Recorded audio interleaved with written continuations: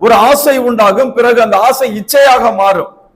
அவன் தன் சுய இச்சையினாலே இழுக்கப்பட்டு சோதிக்கப்படுகிறான். இச்சையானது கர்ப்பந்தரித்து பாவத்தை பிறப்பிக்கும்.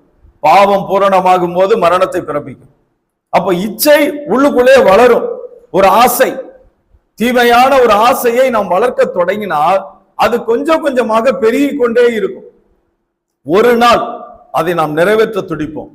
ஏன்னா என்னுடைய மாம்சமும் மனசும் எதை விரும்புகிறதோ அதன் பின்னால் நான் போகக்கூடாது. வேதம் அதைத்தான் சொல்லுகிறது. நம்முடைய ரட்சிப்புக்கு முந்தின வாழ்க்கை எப்படிப்பட்ட வாழ்க்கை? மாம்சமும் மனசு என்ன விரும்பிச்சோ அதை செய்தோம்.